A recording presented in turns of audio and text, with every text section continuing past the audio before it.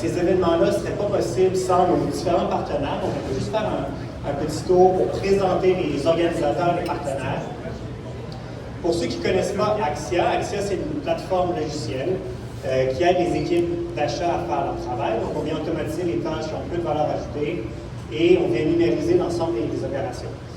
On fait ça pour différents groupes, de la grande entreprise à la PME. Puis, on est passionné d'innovation, donc ce soir, on va vraiment se concentrer sur les thèmes de l'IA dans les entreprises. Je vais inviter maintenant Karina, notre partenaire avec le groupe Fuxine, à présenter son organisation.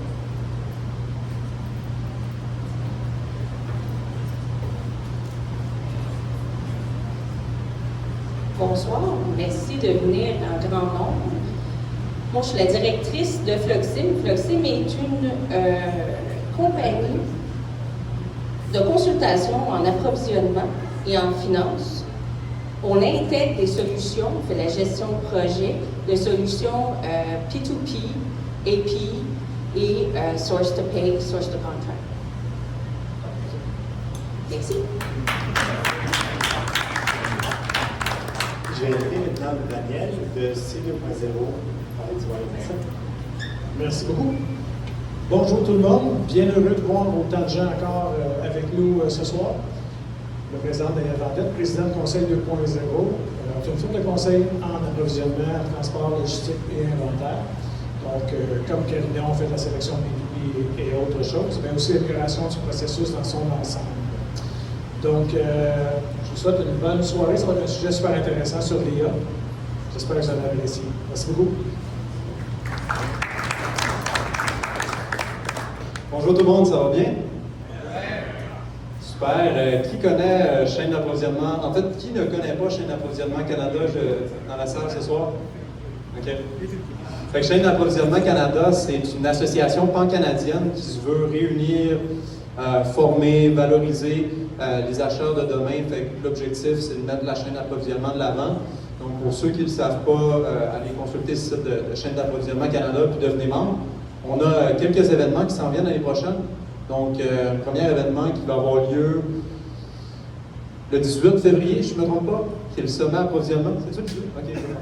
Fait que le 18 février, sommet approvisionnement, ça va avoir lieu ici à Montréal. Puis on a aussi la conférence nationale qui va avoir lieu à Québec. Donc, à toutes les années, ça se déplace d'une ville à l'autre. L'année passée, c'était à Calgary. L'année prochaine, en fait, en 2026, ça va être à Québec. Donc, restez informés parce que c'est des belles événements puis ça réunit encore plus de personnes comme vous qui ont la même ambition puis les mêmes valeurs. Donc, bonne conférence. Merci. Donc, le thème ce soir, c'est l'IA dans l'approvisionnement. Puis je voulais faire un petit sondage à main levée qui utilise des outils d'IA de façon hebdomadaire ou journalière. OK. Qui utilise maintenant des agents d'IA dans leur travail journalier? Quand même. Je m'étais dit, juste pour faire une petite intro, expliquer à différents niveaux c'est quoi les outils qu'on a pour que tout le monde ait un peu le même niveau de compréhension. Donc, si on regarde à la base, tout ce qui est de la donnée, ça permet de mettre en place des indicateurs de performance clés, des KPI, comprendre comment on performe. Puis souvent, c'est le premier point de départ. Toute donnée n'est pas équivalente, mais quand on a de la bonne donnée et des bons systèmes, il y a différentes choses qui deviennent possibles. Ensuite, on a l'automatisation. En anglais, c'est Robot Process Automation. C'est tout ce qui est séquencement automatique, inventaire minimum, maximum, c'est ce type de technologie-là. Ça fait partie de la grande famille de l'IA, donc encore au niveau très de base. Machine Learning, on va en parler ce soir. On va avoir un exemple concret de projet de Machine Learning où on peut prédire des tendances ou même adapter des scénarios en fonction du contexte. Et récemment, on a eu l'adoption des grands modèles de langage, donc Large Language Models. ChatGPT est un exemple, Copilot en est un autre. Il y a des contextes où c'est très pertinent d'utiliser ces technologies-là et d'autres où ce l'est moins. On pourra en discuter ce soir. Et le dernier, on en entend de plus en plus parler dans d'autres industries. On parle des agents d'IA. Il y avait quelques personnes qui ont levé la main, mais c'est des IA qui vont être capables de prendre des décisions en fonction du contexte et on a un haut niveau d'autonomie. Donc, c'est assez sophistiqué. Puis le but, ce soir dans la conférence, c'est de parler de comment ces technologies-là peuvent être déployées dans un contexte d'approvisionnement et aussi où on va dans le futur. Donc, je vais inviter les panélistes à me rejoindre sur scène et je vais les présenter rapidement. Donc, on a Yamin de Lightspeed, dont les bureaux sont juste à côté, qui déploie des systèmes d'innovation chez Lightspeed. On va voir un exemple concret d'agents d'IA qui ont été déployés. On a Arnaud Gérard qui est chez Alstom dans l'équipe d'innovation. Il va nous parler un peu de comment Alstom identifie des solutions, les déploie et les adopte. Et finalement, on a Christian Junot qui travaille à la coopérative Aventis qui fait justement un projet pour ses équipes d'approvisionnement. Donc, messieurs, je vais vous laisser à tour de rôle donner un petit peu de contexte sur vos organisations, puis ensuite on va entrer dans le sujet. Arnaud, tu peux commencer. Oui, bien sûr. Bonjour à tous. Arnaud Gérard, ça fait 4 ans que je suis chez Alstom. Puis récemment, on a mis en place une station d'innovation à Montréal, au Canada, pour la région des Amériques, précisément. La mission de la station d'innovation, c'est de mettre en place la collaboration avec l'écosystème pour créer des projets d'innovation collaboratifs, soit avec des startups, des académiques, des universités, des fournisseurs ou toute autre partie prenante. Puis moi, dans mon rôle actuel, je suis responsable du portfolio, des projets qu'on va mettre en place, et qu'on a déjà commencé à mettre en place. Et j'ai aussi sur la partie interne le rôle de coach en innovation. Merci. Yamin, passionné d'IA, en quelques mots, qu'est-ce que tu fais chez Lightspeed? Alors bonjour tout le monde, moi je suis vice-président des systèmes d'informatique chez Lightspeed, j'espère que vous connaissez tous Lightspeed. Alors rapidement, on gère tous les systèmes informatiques, c'est-à-dire tous les systèmes qui touchent les processus d'affaires et de façon primaire dans le go-to-market, alors tout ce qui est équipe de vente, service à la clientèle, etc. Voilà. Merci. Christian? Bonjour tout le monde, Christian Junot, vice-président projet stratégique et TI chez Aventis Coopérative. Nous, Aventis Coopérative, on est une coopérative agricole. On œuvre dans 3 grands secteurs d'activité. On est distributeur de machinerie agricole, on a des garages concessionnaires en New Orleans. On a évidemment tout ce qui est distribution d'intrants agricoles, tout ce qui peut servir à un agriculteur, semences, pesticides, engrais, alimentation animale. On est aussi producteur animal, production avicole, production porcine. Puis on a une division aussi détail. On a 33 centres de rénovation BMR. On est basé à Sainte-Marie-de-Beauce. On a 110 places d'affaires dans l'est du Québec, Bas-Saint-Laurent, La Beauce, Rivière-des-Chasses. Super, puis on va parler d'un des projets sur lesquels tu travailles en ce moment. Donc, le premier thème qui est plus de façon générale, aujourd'hui, qu'est-ce qu'on voit comme limitation dans les systèmes, dans les opérations? On va parler un peu de ce qui fonctionne. Puis, Arnaud, je vais te laisser commencer avec l'approvisionnement chez Alstom, qui est un très grand groupe, pour qui c'est super important. Peux-tu nous décrire les défis que tu vois dans les équipes d'approvisionnement et d'achat chez Alstom? Oui, bien sûr. Donc, un peu de contexte. Donc, Alstom, on est quand même numéro 2 dans le transport ferroviaire. On fournit du matériel roulant ferroviaire. Donc, vous imaginez bien, dans le manufacturing, un métro ou un train, dans le coût total d'un projet, la partie achat, matériaux et composants, ça représente un pourcentage assez important du coût total du projet. Donc, c'est un rôle clé dans la vie d'un projet. Donc, ça, c'est la première chose. Puis, le premier métier vers qui on va se tourner quand il y a des risques d'impact budgétaire sur un projet, c'est le métier de procurement. 2 limitations pour moi aujourd'hui, c'est quand on crée des outils, on pense toujours aux outils de gestion de projet, gestion financière, pas forcément aux achats. Il y a des outils historiques qu'on connaît tous, qui sont déjà en place, mais qui ne sont pas mis au bout de ce qui est disponible comme technologie aujourd'hui. Ça, c'est une première limitation, le manque d'outils pour accompagner nos acheteurs et nos équipes procurement. Et la deuxième limitation principale, c'est la lourdeur administrative des processus. Alstom étant un grand groupe, il y a énormément de processus, de suivi à faire, de coordination de projet. Ça, c'est des tâches qui ont peu de valeur ajoutée, qui peuvent être automatisées, qui peuvent être déléguées à des outils intelligents. Et ça, c'est qui impacte donc la productivité de nos équipes procurement et donc, in fine, l'efficacité. Donc ça, c'est une deuxième limitation, je dirais, pour le marché. Puis on va rentrer dans les solutions, parce qu'on a des exemples spécifiques. Mais Yamin, avant qu'on parle des solutions, vous avez eu énormément de croissance chez Lightspeed. Il y a des choses qui fonctionnaient au début, qui ne fonctionnent plus aujourd'hui. Vous avez travaillé sur un projet aux opérations. Peux-tu nous donner un peu le contexte initial de la problématique que vous avez vue? On plonge directement dans les solutions un peu. Ok, cool. Alors regarde, là c'est plutôt la question de service à la clientèle en tant qu'exemple. Ça date d'environ 2,5 années. Et pour un peu de contexte, on a quand même 130 000 plus clients. Et en termes de tickets qu'on reçoit de façon mensuelle pour le support, on parle de 65 000 plus tickets mensuels en termes de support à la clientèle. Et effectivement, avant, c'était du one-to-one, c'est-à-dire que chaque interaction, c'est avec un numéro. Et là, évidemment, vous pouvez voir que ça entame beaucoup de besoins en termes de ressources, de personnes à travers le monde, parce qu'on fournit des services à travers 12 langues et 12 pays. Alors c'est hyper complexe de naviguer tout ça. Tout ça pour dire que c'est pas super efficace, c'est cher, et l'expérience pour les clients n'est pas forcément idéale de pouvoir parler à quelqu'un, même si que ce soit chat ou téléphonique. Alors, on a mis en place un agent d'IA qui était effectivement la première ligne de réponse pour chaque chat entrante, et ce qui représente à environ 60% de tout ce 65 000 tickets. Et voilà, on est rendu là, tout ça pour dire courte, c'est que là, la première interaction qu'on a avec tous nos clients en termes de chat, c'est avec un IA. En termes de satisfaction pour les clients, effectivement, le niveau, le CSAT, ce qu'on mesure, ce genre de satisfaction, a augmenté, ce qui est très intéressant. Et on a un taux de résolution de 70%.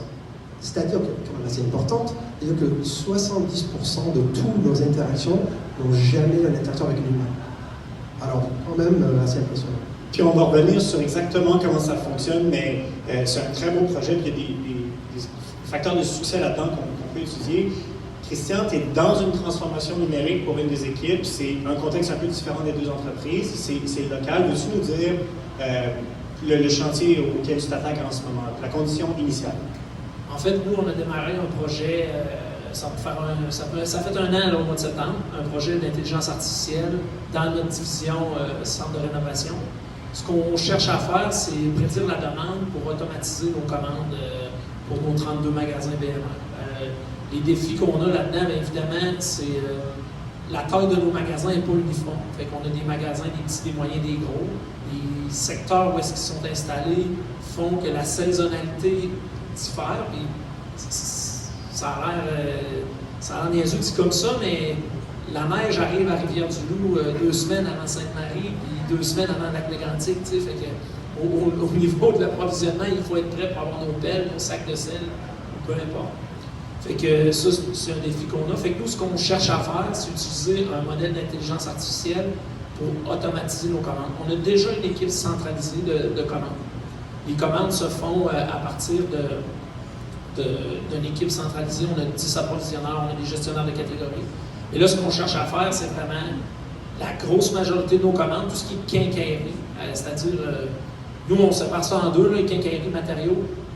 Figurez-vous, ce qui est quincaillerie, c'est ce qui est à l'intérieur du magasin, puis les matériaux, c'est ce qui est dans le cours. Bien, ce qu'on cherche, c'est automatiser les commandes de quincaillerie, qui aient de moins en moins d'humains qui aillent à passer dessus. On a, dans un centre de rénovation typique, il y a 20 000 SKU à peu près. Puis le taux de rotation, il est très peu élevé. Notre taux de rotation est autour de 2. Puis tu sais, on travaille à l'améliorer, mais avec tous les aspects que je vous dis, la profondeur des gammes, la saisonnalité, ça fait en sorte que ça prend beaucoup d'inventaire pour le chiffre de vente qu'on fait. Puis chaque point de taux de rotation qu'on va aller chercher, et ça va nous aider. Fait qu'on se fait accompagner là, pour créer un projet d'intelligence artificielle. Puis on regardera les résultats préliminaires puis les objectifs que vous voulez avoir, mais c'est un très bon contexte pour de l'IA parce que c'est récurrent, vous avez beaucoup de données, vous savez à quoi le résultat final va ressembler. Arnaud, chez Alstom, vous avez une équipe dont le mandat est d'identifier les technologies de distribution, tout ça. Vous avez un processus. Je trouve ça intéressant que tu en parles parce que dans la salle, il y a des gens qui pourraient être inspirés un peu de cette façon de fonctionner. Veux-tu me dire comment ça fonctionne chez Alstom? Oui, bien sûr. Nous, on a une structure d'innovation ouverte. Puis elle est structurée de deux manières. Il y a le programme interne et le programme externe. On a une plateforme qui s'appelle InnoHub, où en fait, pour le programme interne, chaque collaborateur du groupe, peu importe sa fonction, peut venir soumettre une idée d'innovation à travers cette plateforme. Puis nous, les stations et on a aussi des collaborateurs qui ont le rôle d'Innovation Champion, vont venir les accompagner. Parce que si l'idée est sélectionnée, ils vont être invités à présenter au kiosque, ce qu'on appelle les Innovation Kiosques. Donc j'expliquerai un petit peu ce que c'est après, mais ils vont venir être invités à présenter leur idée à travers un pitch, 10 slides, 10 minutes. Nous, on est là pour les accompagner dans cette aventure-là. Puis à l'externe, c'est le même principe, sauf que c'est nous qui allons porter l'idée d'innovation en collaboration avec un partenaire, ça peut être une start-up, un fournisseur, une université, peu importe. On va venir porter cette idée d'innovation à l'interne à travers ce même Innovation Kiosk, où on va faire la présentation, le pitch. Et puis c'est quoi l'Innovation Kiosk? C'est un jury qui est composé de fonctions stratégiques associées aux thématiques des sujets qui vont être proposés. Donc ça peut être souvent des VP. Et en fait, c'est un petit peu dans l'œil du dragon version Alstom.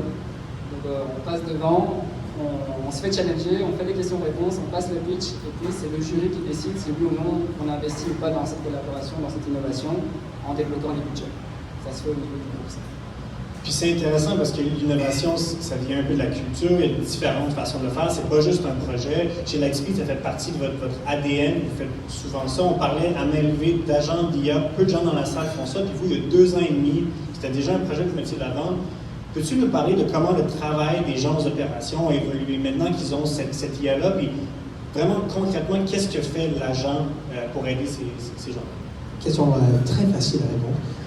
Non, regarde, je pense que la piste la plus intéressante, c'est de dire que le rôle des gens, puis c'est un peu regarder à l'avenir, aussi, c'est de dire qu'avant, il fallait être un expert ou experte dans un sujet très spécifique. Et là, ça a beaucoup évolué à être beaucoup plus technologue. Ce que je dirais. Effectivement, j'ai un peu de mon équipe technique qui est là, mon senior directeur de l'ingénierie qui est là aussi.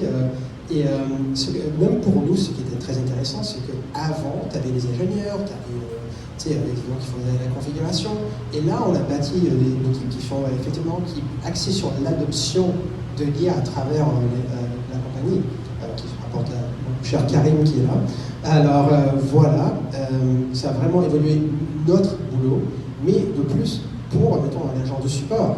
Avant, regarde, il fallait connaître bien le produit, être capable de répondre aux questions d'un client. Mais là, il faut bien savoir comment maîtriser la technologie pour rendre ta vie beaucoup plus efficace et simple et fonctionner à l'échelle, effectivement.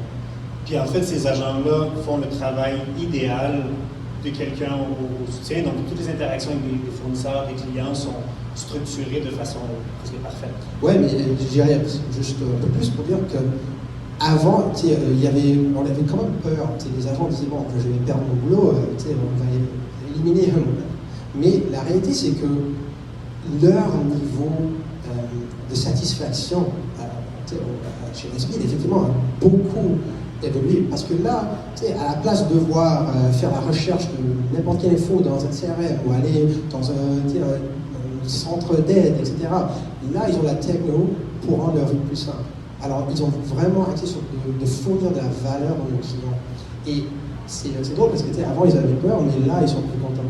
C'est drôle, ça commence toujours comme ça, je pense. Là, c'est bien d'avoir un exemple mature. Christian, vous êtes dans cette transformation-là. Vous avez identifié un haut volume de demandes, un haut niveau de complexité. Pour créer le flow idéal, il y a quelqu'un qui participe au projet, un des acheteurs approvisionneurs. Veux-tu nous dire comment il contribue à définir un peu cette expérience-là que vous déployez? Ben oui, en même temps, on veut bâtir quelque chose, mais il faut que l'IA se base sur nos processus et comment ça fonctionne. Fait qu'on a intégré un de nos approvisionneurs seniors. C'est pas dur, ça sort tout en même temps. Approvisionneur senior. Excusez. Fait que oui, on a intégré à l'équipe, c'est lui qui guide un peu la démarche, puis qui aide à paramétrer le processus. Puis c'est un peu comme tu dis, lui, il a quand même été identifié comme quelqu'un, on va encore avoir besoin de lui. Sa job, elle ne restera plus jamais la même. Ça va être différent, mais elle ne sera pas plus là. C'est ça qui est important, je pense, de comprendre que c'est sûr que ça va changer. Il n'y a pas le choix. La pantalon est sortie du tube, là, on ne reviendra pas en arrière. Là. Par contre, il y a encore de la place pour des humains, pour de l'intelligence, pour de l'analyse. Fait que, à quelque part, ceux qui vont y prendre goût, ben, leur job va être même peut-être plus satisfaisant, plus intéressant, ce que tu dis aussi, le taux de satisfaction. Fait que c'est ce qu'on recherche. Puis est-ce que nos 10 approvisionneurs qu'on a aujourd'hui vont être encore là? Sincèrement, j'espère que non. C'est l'objectif de faire ce projet-là, c'est de réduire. Par contre, les 4-5 qui vont rester, ben là, le job va être bien plus de la valeur ajoutée, puis amener quelque chose, analyser les profondeurs de gamme, aller voir pourquoi le taux de rotation de tel ou tel produit est là, puis comment on peut aller plus loin. Fait que je pense qu'on a besoin que que ces gens-là, avec leur expérience, participent aussi pour justement que l'IA n'est pas à partir de zéro, puis apprenne. On veut injecter l'expérience puis aller plus loin. Si je peux me permettre, c'est une manière de revaloriser le métier aussi. C'est d'apporter des outils, de faire migrer des compétences qu'on en a besoin, de mettre en valeur d'autres compétences plutôt que des tâches parfois qui sont peut-être pas très agréables à faire ou à non-valeur ajoutée ou très peu de valeur ajoutée. Donc là, c'est une revalorisation du métier. Hein. Après, effectivement, comme tu dis, il va y avoir peut-être une réduction d'activité ou elle va se déplacer ailleurs, mais c'est le but. C'est exactement ça. Nous, on a des gens qui passent peut-être, je ne sais pas le chiffre, là, mais plus que le tiers de leur temps à rentrer des données dans Excel. Ben ça, honnêtement, c'est pas un métier d'avenir. Je pense que ça, je vais convaincre personne ici. Mais tu sais, ces tâches-là, je pense que les retirer de leur semaine de travail, ben, ils vont faire de quoi qui va plus les motiver et les amener plus loin. Pas trop marrant comme boulot non plus, hein, pour tout le monde. Mais bon, Puis, Yamine, vous êtes en pleine croissance, la fonction de soutien, vous avez dit que les agents ont réduit. Il y a d'autres emplois qui se créent. Comment le travail a évolué chez vous avec ces nouveaux outils qui ont été déployés? 100%. Alors, dans l'équipe de service à la clientèle, on a bâti une nouvelle fonction qui est entièrement sur la formation des agents d'IA. Alors ça, c'était très bien. Alors, c'est effectivement des gens qui travaillaient, qui étaient du frontline, c'est-à-dire qui parlaient avec des clients, qui connaissaient très bien leur métier, qui ont évolué leur métier et qui ont bâti cette nouvelle fonction. Alors, c'est génial, de façon d'exemple concrète. Et de plus, dans notre équipe aussi, on a 6 personnes, plus ou moins 6 ou 7 personnes qui ont un rôle de spécialistes d'adoption de l'IA à l'interne. On a 3 niveaux effectivement d'expertise. Déjà, alors leur boulot est entièrement axé de passer à travers la compagnie et effectivement d'utiliser les fonctions. Alors c'est très cool comment on a évalué cette fonction-là. C'est des gens avant qui étaient peut-être des analystes de données. Et là, ils sont beaucoup plus axés sur le processus d'affaires, effectivement, qui est plus important. Et c'est un point important, je pense, à dire que on ne peut pas magiquement transformer et régler et résoudre le manque de processus d'affaires ou le manque de processus de façon générale. Ça prend quelque chose quand même. Alors cette compréhension, cette connaissance-là devient de plus en plus importante. Puis Christian, quand on se préparait, tu me racontais, vous avez quand même des belles ambitions pour votre équipe d'achat et d'approvisionnement. Aujourd'hui, il y a un peu de travail manuel, placer les commandes en fonction de l'inventaire. Si tu te projettes dans le futur avec ce projet-là bien déployé, à quoi ça va ressembler la tâche d'un acheteur qui a cet outil-là en place? Ben écoute, c'est un peu ce que je disais tantôt. Moi, ce que je rêve, c'est que, ils commandent quotidiennes, quasiment journalières. Là, si on prend l'ensemble des magasins, il y a des commandes tous les jours. Mais ça passe dans la machine à saucisses, puis ça sort. Puis les magasins soient bien remplis. Puis après ça, ben moi, je veux des gens qui analysent mon taux de rotation, puis comment je fais pour l'amener plus loin, les profondeurs de gamme, pourquoi. Puis là, après ça, aller plus encore micro dans certains magasins. Oh, il n'y a pas le même pattern que celui-là. Pourquoi? Bien, il y a peut-être des raisons. Puis là, même aller analyser après ça physiquement, sa tablette, c'est placé comment, c'est peut-être ça qui explique les ventes. Tu sais, là, aller à l'autre étape, de plus qu'aujourd'hui, ces gens-là ne touchent pas à ça. Ils programment du Excel, du Python, des min-max, puis ils s'assurent qu'il ne manque pas de stock. Puis, ils ont aussi beaucoup de temps à mettre pour ce qui manque. Les urgences, les BO. Hey, mon magasin est vide, tu m'as mal commandé ça, il y a une erreur là-dedans. Fait que ça, s'il n'y a plus ça, ben, le temps devient libéré aussi pour aller plus loin. Puis c'est ça. Moi, je me sky's de limite, là. Je pense idéalement, on n'aurait pas d'inventaire, là. Ça serait ça. On aurait exactement ce que les clients veulent à chaque jour, puis on le remplirait, là. Mais la vérité n'est pas comme ça. Mais on a du chemin à faire entre les deux, là. Et on est capable de s'améliorer énormément. Je pense que c'est une bonne transition vers l'innovation. Qu'est-ce que vous faites aujourd'hui comme expérimentation? On va regarder plus au niveau de l'individu ou comment vous travaillez. On a parlé des LLM plus tôt. Chez Alstom, c'est Copilot qui a été déployé. Arnaud, veux-tu nous dire comment toi, dans ton travail, ou ce que tes collègues autour de toi font pour utiliser cet outil-là qui est rendu déployé? Oui, bien sûr. Comme je pense tout grand groupe ou toute entreprise, l'adoption du Copilot, ça a été assez rapide. Ça s'est fait. Puis on voit déjà un petit peu les résultats. Personne n'aime faire des notes de meeting ou des minutes de meeting quand on a des meetings un peu importants à faire. Et tu passes parfois beaucoup de temps, c'est chronophage. Puis le fait de pouvoir aussi enregistrer les réunions, faire les transcripts automatiquement, gagner énormément de temps à ce niveau-là, je pense que ça nous aide beaucoup. Puis ça te permet aussi d'avoir le tracking des actions. Parce que surtout dans les grands groupes, ça peut très vite se perdre. Donc très vite mettre en action les collaborateurs, faire l'exec summary, puis pouvoir faire le tracking quelques semaines plus tard pour voir où est-ce qu'on en est. Puis moi, dans ce que moi j'utilise au quotidien, ce qui m'aide beaucoup, c'est nous, on est quand même amené à faire des demandes de financement, des choses ainsi. Chez Alstom, il y a beaucoup d'informations qui est rendue publique, dont on n'est pas forcément tout le temps au courant, de par la grosseur et la taille d'Alstom. Et donc ça, via Copilot, on peut très vite faire des recherches d'informations sur des KPI, sur des objectifs ESG, des informations qui parfois nous demandent, dont on sait que c'est existant, mais pour aller trouver l'information chez Alstom, il va falloir faire 10 personnes avant d'avoir l'information, versus avec Copilot, tu fais la demande et il va te scanner assez rapidement, éventuellement, les pistes de data que tu as besoin. Et donc ça m'aide beaucoup. Puis c'est souvent un travail dans les grandes organisations, juste coordonner les équipes, faire circuler l'information, s'assurer que les gens sont à jour. Chez Lightspeed, vous avez même des formations avec Google qui viennent vous éduquer. Comment vous assurez que le niveau de compétence dans l'organisation monte de façon continue? Ouais, alors si je peux fournir un conseil pour tout le monde, effectivement, on était très chanceux parce qu'on avait ça un peu sur mesure. Je connais très bien l'équipe chez Google Cloud à travers le Canada. Et effectivement, ils sont pointés sur place pour faire une formation pour les employés. Mais on s'est assuré qu'il y avait ce niveau de base, de genre niveau 1 de formation à comment rédiger un prompt. Parce que, honnêtement, on prend pour acquis le fait que c'est très facile à faire. Tout le monde dit, je fais avec Gemini, ChatGPT, c'est très simple. Non. Je peux vous dire honnêtement, c'est pas si fort que ça. Des fois, si tu t'écris mal ton prompt, ton résultat va pas trop fort non plus. Alors, on a fait ça niveau 1, c'était vraiment pour tous les employés à travers la compagnie. Comment rédiger un prompt? C'est good, bad, effectivement. Et après, on a vraiment fait ça d'une façon sur mesure pour chaque fonction. Alors, tu es dans l'équipe de vente, ça prend ça. La gestion de compte, ça prend ça. Alors, il y a plusieurs niveaux, puis on voulait vraiment une façon itérative pour les gens. Il faut vraiment comprendre la base et après raffiner. Puis ça reste des outils, donc il faut apprendre à s'en servir.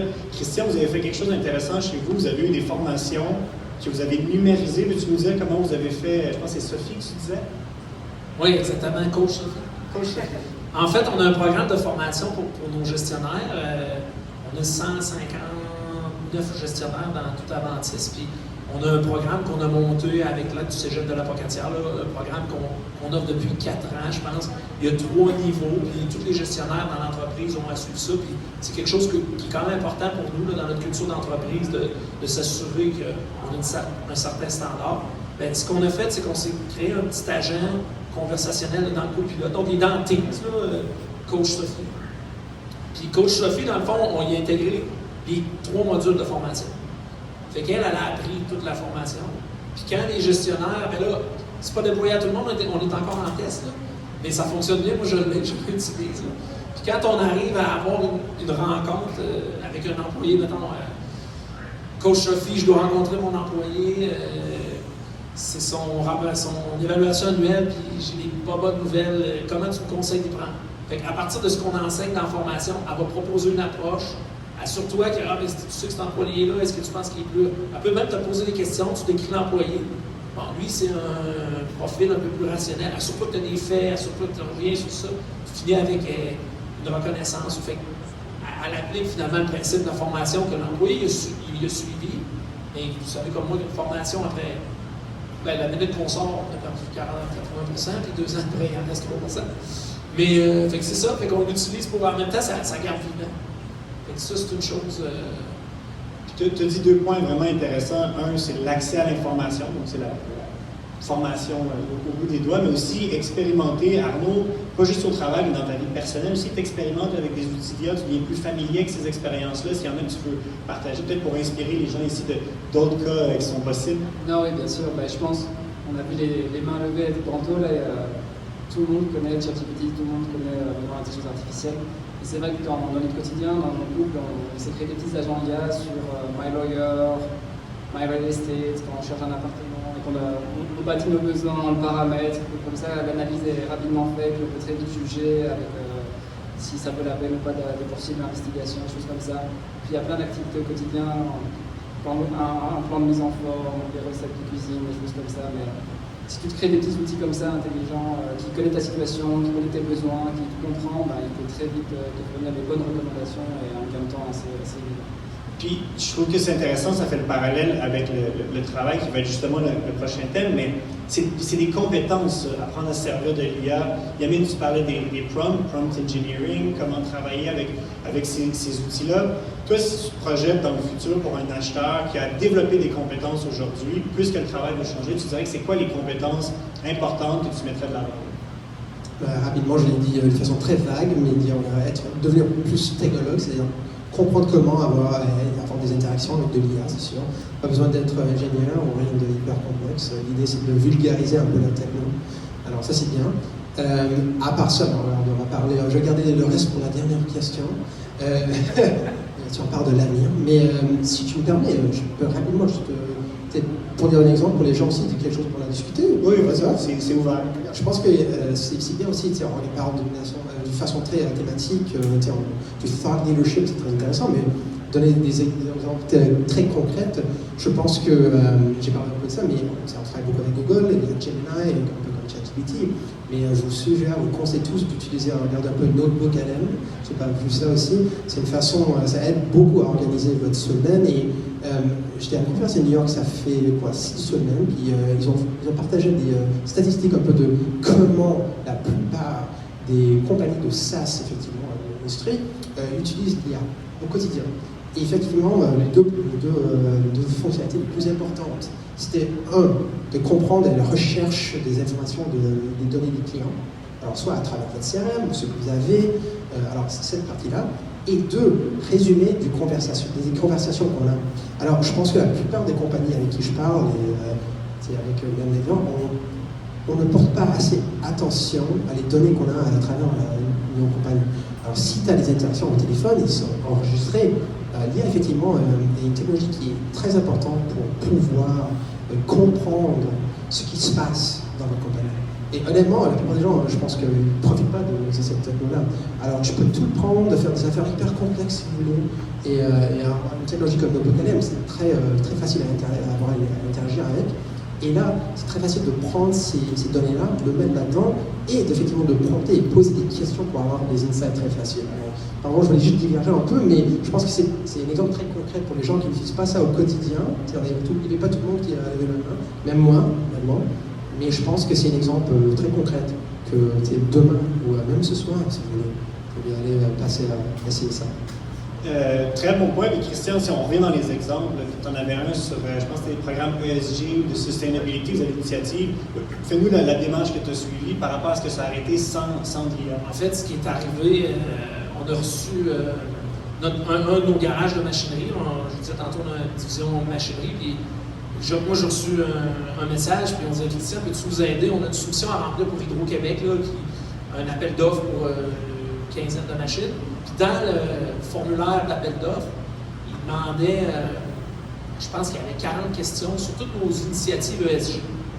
Puis, tu sais, sincèrement, on en fait beaucoup, mais on n'a pas une structure bien définie de ce qu'on fait.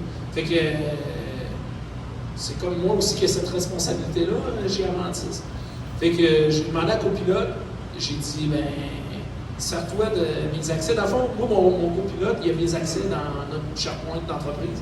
Fait que toutes les rencontres du conseil d'administration, du comité de direction, il a accès. Fait que j'ai dit, peux-tu sortir toutes les présentations qui ont parlé d'environnement, de SG, de responsabilité d'entreprise. Puis, peux-tu me résumer tout ça dans une page? Puis après ça, j'ai poussé les questions du formulaire de Québec. Je les ai relues, j'ai regardé. Mais sincèrement, ça m'a pris peut-être 45 minutes. Je pense que ça aurait pris à n'importe qui dans l'entreprise une journée complète. Là, tout ramasser cette information-là, la trouver, la packager, ça s'est fait vraiment rapidement. Ce que j'aime dans cet exemple-là, c'est que oui, ça a sauvé beaucoup de temps, mais tu as dit un point super important, tu as relu les réponses. Et tu sais à quoi une bonne réponse devrait ressembler. Donc, quand l'AI qui peut se tromper, qui peut inventer des choses, s'il dit quelque chose qui n'a pas rapport, attends, je vais le dire. Oui, puis tu sais, on l'a dit, là, tout le monde a levé la main, on le vit tous, là, des hallucinations, des miracles, là, ça arrive que ça n'a complètement aucun sens. Fait que nous, on a une politique à l'interne d'utilisation de l'IA pour nos employés. Puis, parce que, tu sais, quand même qu'on dirait, utilisez-le pas pour travailler, il est trop tard. C'est correct, on l'accepte. Par contre, tu sais, on a des agronomes qui ont des recommandations agronomiques à faire, bien eux, sont responsables de ce qu'ils écrivent. Fait que tu ne peux pas prendre l'IA sans le lire et donner ça à un client. Fait que je pense que c'est toujours important de le relire. Il faut lui faire confiance, mais avec une limite. Puis s'assurer que moi, je suis à l'aise à ce que ça soit moi qui ai écrit ça. Et que si je ne comprends pas la réponse, je ne peux pas la mettre. Non, c'est de l'assistance. Donc, non seulement bien s'en servir, identifier c'est quoi les bonnes tâches qu'on peut mettre sur de l'IA. Arnaud, c'est quoi les tâches que tu vois au niveau des acheteurs qui vont passer sur de l'IA, puis les compétences justement qui nécessitent un peu de travail? Oui, bien sûr. Et juste pour le contexte, moi je ne travaille pas pour procurement, mais j'ai beaucoup eu d'activités avec les équipes procurement dans différentes activités ou mandats que j'ai eu dans le passé. Donc je les ai beaucoup côtoyés. Puis c'est vrai que chez Alstom, comme les grands groupes, on est quand même un peu encore à l'ancienne. Beaucoup de fichiers Excel, d'emails, beaucoup de tâches administratives, suivi, coordination avec l'engineering, avec ci, avec ça. Donc beaucoup de tâches qui ont peu de valeur ajoutée, qui sont importantes, mais qui ont peu de valeur ajoutée et qui sont très chronophages, qui prennent beaucoup de temps à nos acheteurs, qui leur amènent une charge de travail quand même assez importante. Puis c'est sûr que nous, dans le futur, on voudrait qu'ils passent plus de temps à faire de la négociation, à gérer la relation avec le fournisseur. C'est un rôle stratégique dans la vie d'un projet de par la nature, comme je l'ai expliqué plus tôt. Et donc, on voudrait qu'ils soient plus présents sur l'aspect business, l'aspect création de valeur.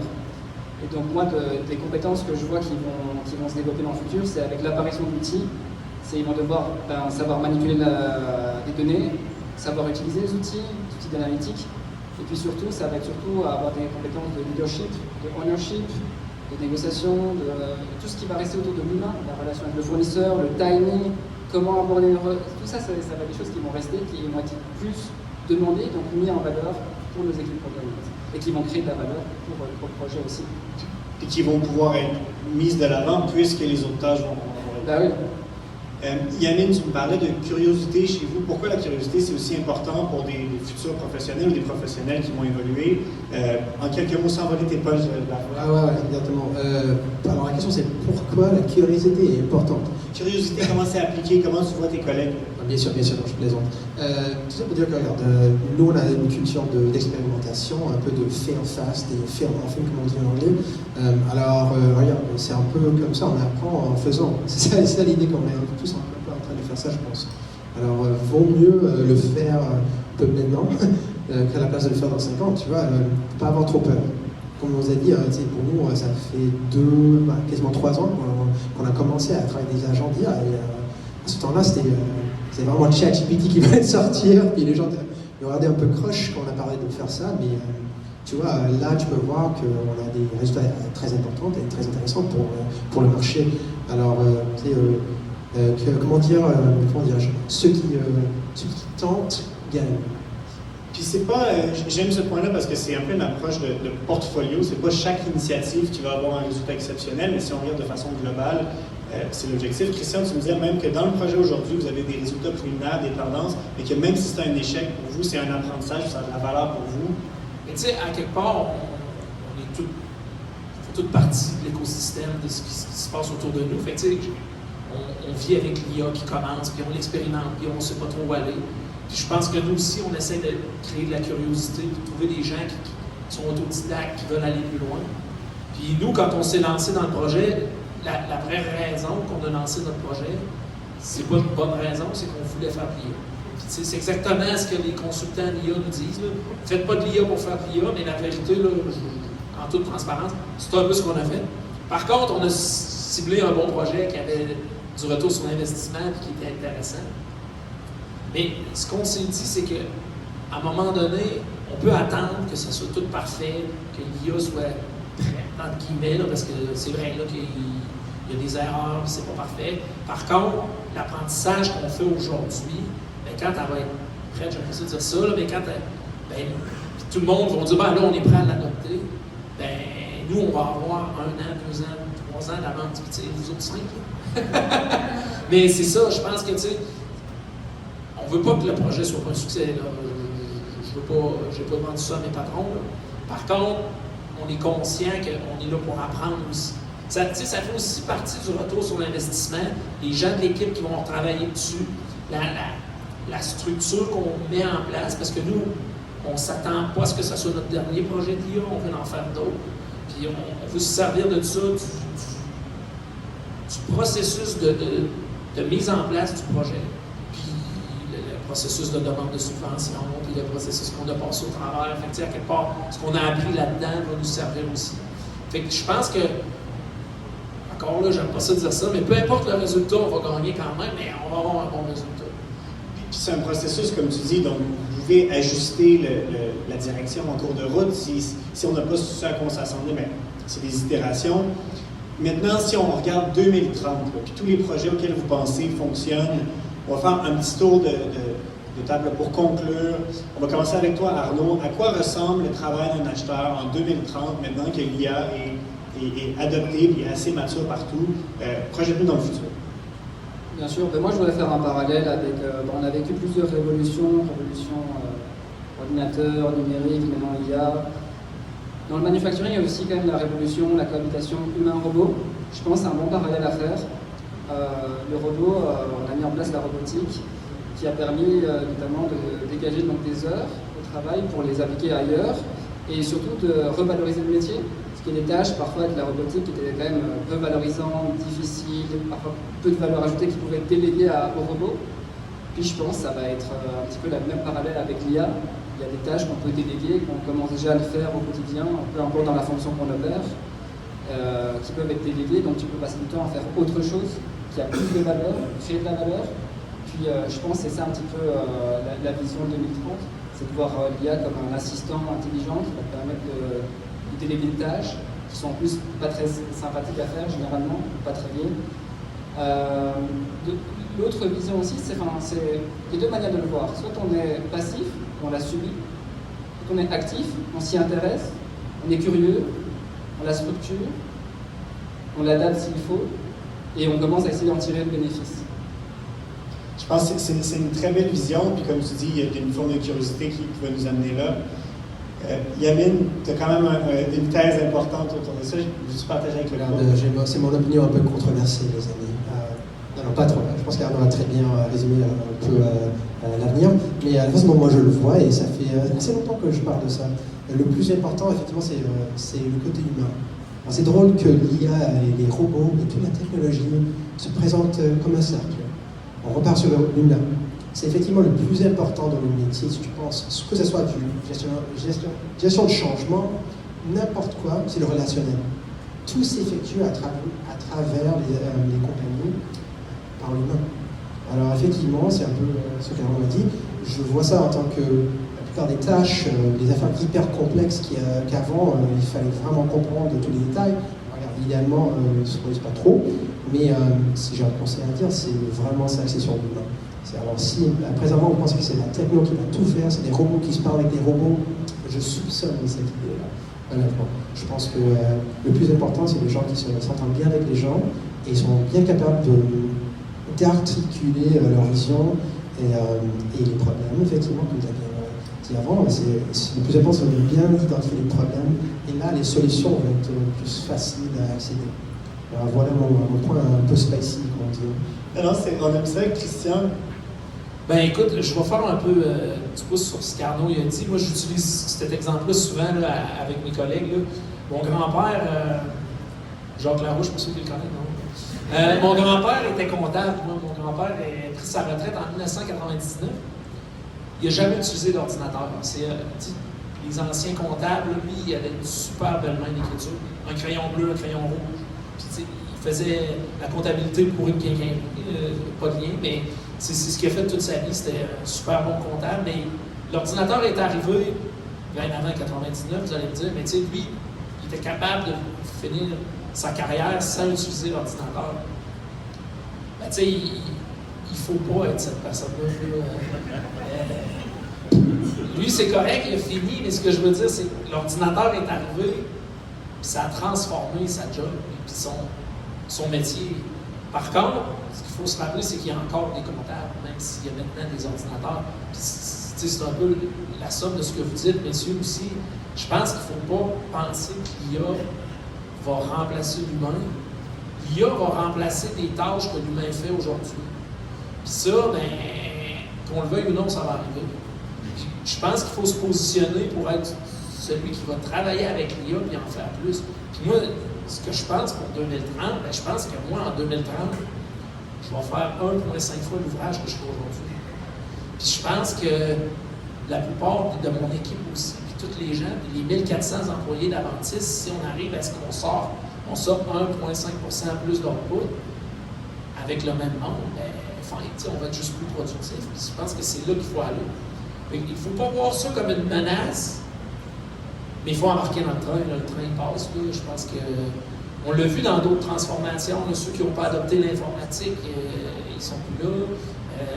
Puis il y en a plein de mauvaises histoires de Kodak, de Sears, on parle au passé de ces entreprises-là. Fait que, il faut faire partie de la solution. Puis moi, je vois du positif. Il y a probablement des métiers en 2030 qu'on ne connaît pas aujourd'hui. On va engager des gens pour faire quelque chose qu'aujourd'hui, en 2025, on ne penserait même pas qu'il existe. C'est une très belle conclusion. Je pense qu'ils méritent tous une belle main d'applaudissement.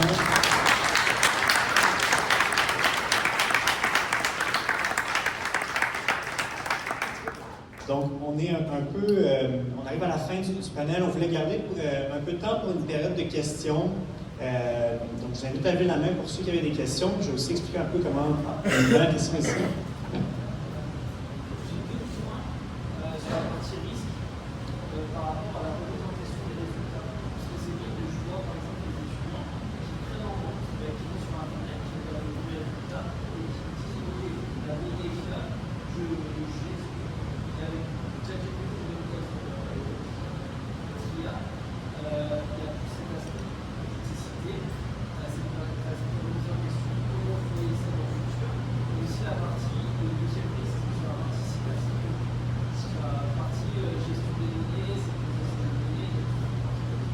Très bonne question, je vais la répéter pour ceux qui n'auraient peut-être pas entendu. C'est quoi le risque quand on utilise des solutions d'IA où on prend les premiers résultats sans se poser des questions et qu'on oublie un peu la validation?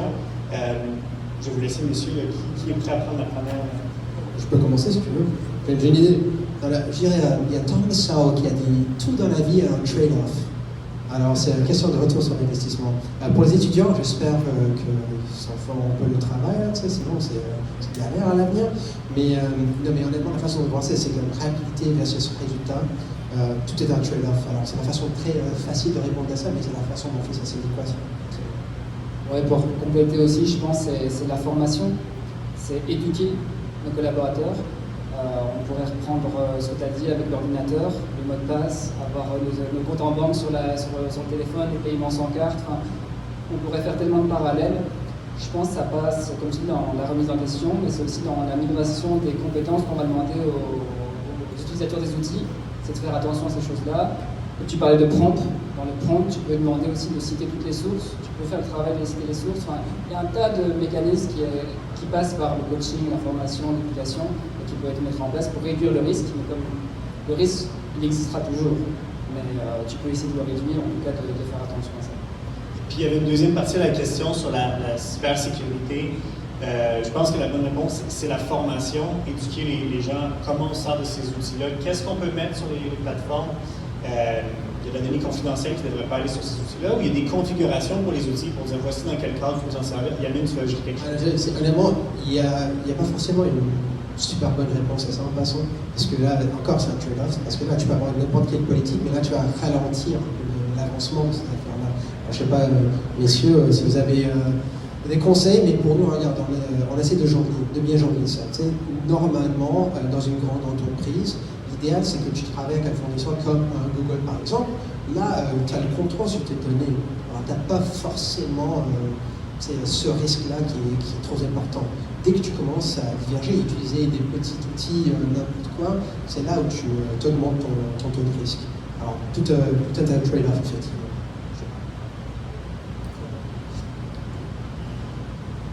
Est-ce qu'on a d'autres questions? Bonsoir.